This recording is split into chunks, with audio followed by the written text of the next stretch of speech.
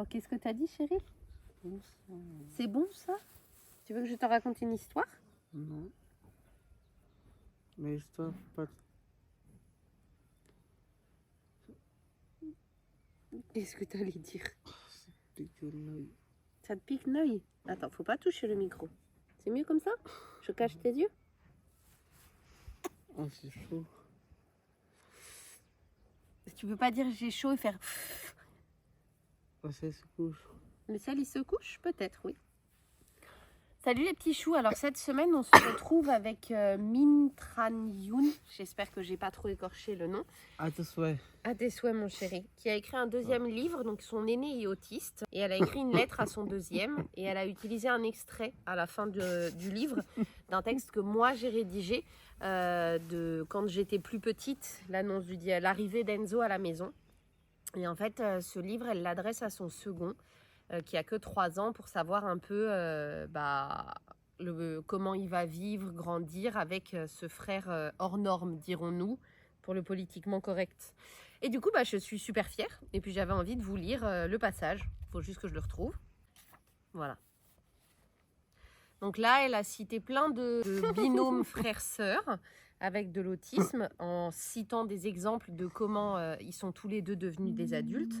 Et on arrive du coup sur moi. Ou peut-être développeras-tu avec lui un lien puissant à la manière de Lucie avec Lilou ou de cette jeune femme qui a pris le parti de raconter la vie avec son frère autiste sur les réseaux sociaux. Charlotte filme Enzo avec amour et patience à divers moments de la journée quand il se lève, se promène, mange, court, danse. Pour illustrer ses récits et anecdotes, lancer des débats sur le handicap en général et l'autisme en particulier. Donner à voir la vie de sa famille et la vie d'Enzo, sensibiliser le public à l'autisme et prodiguer des conseils à ceux qui font face à des situations semblables à celles que Charlotte et ses parents ont traversées ou continuent de traverser. Certains de ces posts sont très factuels, mais qui brossent un tableau édifiant de notre pays dans ce domaine.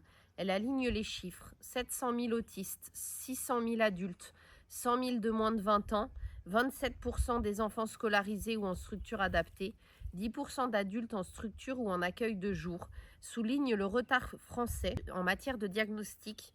On met 4 à 5 ans pour diagnostiquer un enfant autiste quand il l'est à 18 mois en moyenne aux États-Unis.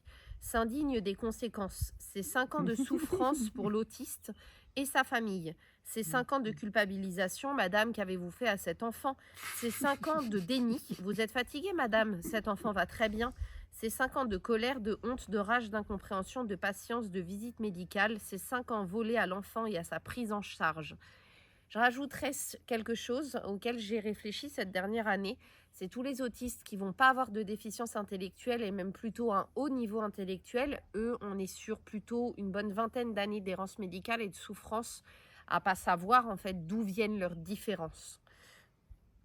ASEM, à nouveau des chiffres, plus de 9000 autistes français placés en Belgique, faute de place et de personnel formé dans notre doux pays, pendant qu'un enfant sur 150, vraisemblablement maintenant c'est un enfant sur 100, né autiste avec une déficience intellectuelle associée pour la moitié d'entre eux. Bien loin du cliché du petit génie que nous vendent encore les médias. Peste contre un état défaillant alors que son frère du haut de ses 2 ans et 8 mois d'âge mental est la preuve vivante qu'avec une prise en charge adaptée, tout est possible. D'autres postes serrent le cœur d'une façon différente qui reviennent sur ce que la jeune femme a vécu à la naissance d'Enzo et dans les années qui ont suivi. Je m'appelle Charlotte, j'ai 9 ans et 3 petits frères. Depuis que maman est rentrée de la maternité avec Enzo, c'est l'enfer.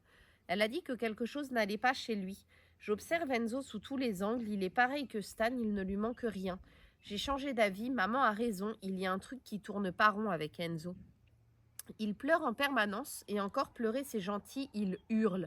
Si on veut qu'il boive son biberon, il ne faut pas le toucher ni le regarder. Sinon, il ne mange pas et je suis sûre que c'est pas normal. Stan adorait se blottir contre moi quand je lui donnais son lait. Il a tout le temps les yeux dans le vague, il ne regarde rien du tout. Ni nos visages, ni les lumières, ni tous les jouets qu'on lui donne. Il grandit mais n'évolue pas, il ne tient toujours pas assis ni rien. Maman passe son temps chez les docteurs mais ils disent tous qu'il va bien. C'est des menteurs ou des incompétents. Pourtant, maman en a vu des dizaines. Elle rentre démoralisée des rendez-vous. Elle se fane comme les fleurs dans le salon. On nous a dit qu'il était aveugle la semaine dernière. Maman a peint tout l'appartement avec des couleurs. Moi, je sais qu'ils ont tort. Enzo ne regarde rien, mais On il peut faire voit. des tips. Et puis, même s'il est aveugle, ça explique pas pourquoi il crie Des autant. tips à tes sœurs. Mais on prend pas des chips pour le dessert, mon cœur. S'il te Tu plaît. m'écoutes encore un peu, j'ai bientôt fini l'histoire. Ferme les yeux et repose-toi. Un tips à tes- Enzo va au CMP, Centre médico pédagogique. Je n'ai pas compris ce que c'était, mais maman est contente. Les médecins ont enfin capté qu'Enzo n'est pas aveugle.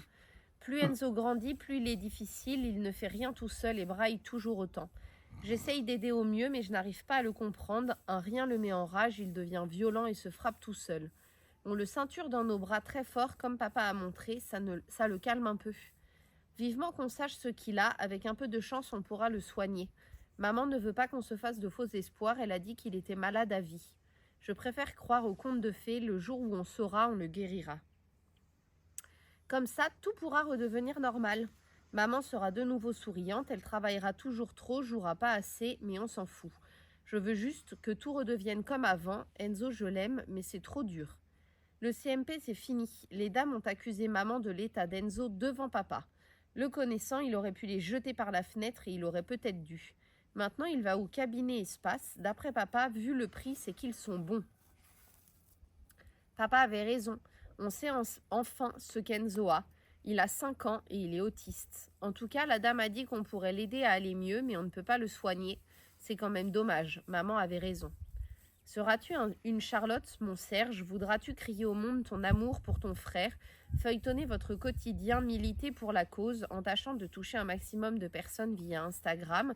@Enzo et Charlotte comptent la bagatelle de 116 000 abonnés. On est 224 000 maintenant. Je sais pas si je réalise pas.